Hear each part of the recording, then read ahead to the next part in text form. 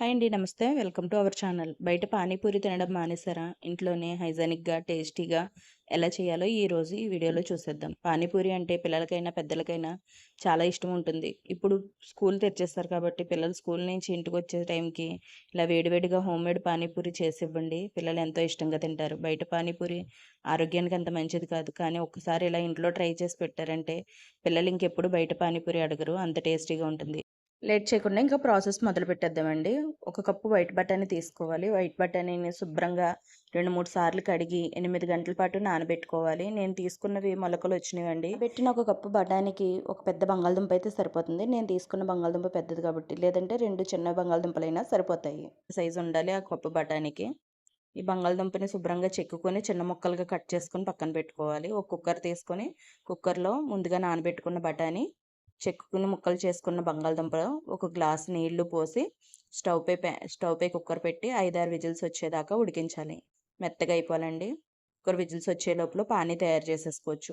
పానీ తయారు చేసుకోవడానికి ఒక కప్పు పుదీనా శుభ్రంగా కడుక్కొని పక్కన పెట్టుకున్న పుదీనా, ఒక కప్పు కొత్తిమీర కాళ్ళతో సహా వేసేసుకోవాలండి. కొత్తిమీర కూడా ఒక 2 పచ్చిమిర్చి, చిన్న అల్లం ముక్క వేసి మూత పెట్టి మెత్తని పేస్ట్ లాగా చేసుకోవాలండి. మిక్సీ పట్టుకోవాలి.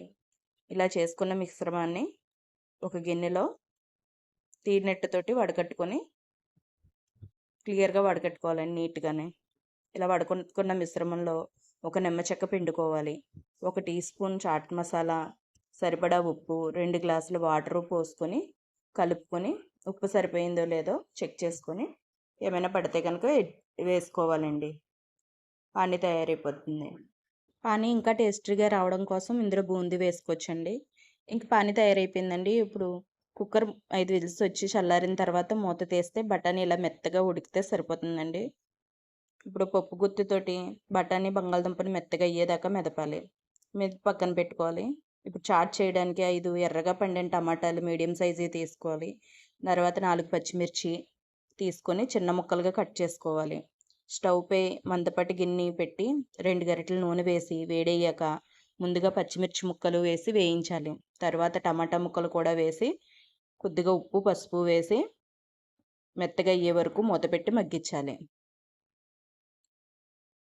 టమాటాలు బాగా మగ్గి ఆయిల్ తేలే టైంలో ముందుగా మనం సిద్ధం చేసి పెట్టుకున్న బంగాళదుంప, బఠానీ మిశ్రమాన్ని వేసి అందులో ఒక గ్లాస్ నీళ్లు కూడా వేసి మూతపెట్టి 5 నిమిషాలు మగ్గనివ్వాలి.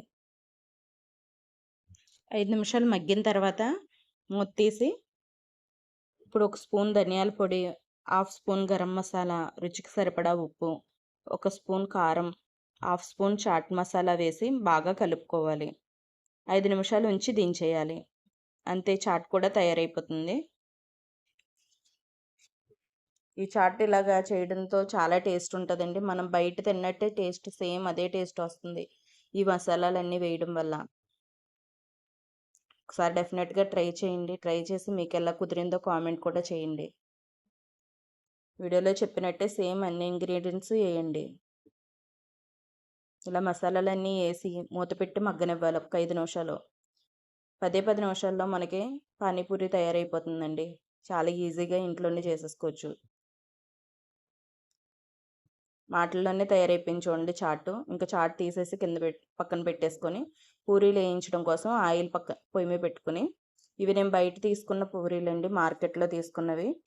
మీకు టైం ఉంటే ఇంట్లోనే చేసుకోవచ్చు. టైం లేకపోతే మార్కెట్లో దొరికే రెడీమేడ్ పూరీలు తీసుకోండి, లేదా ఇంట్లోనే చేసుకోవచ్చు.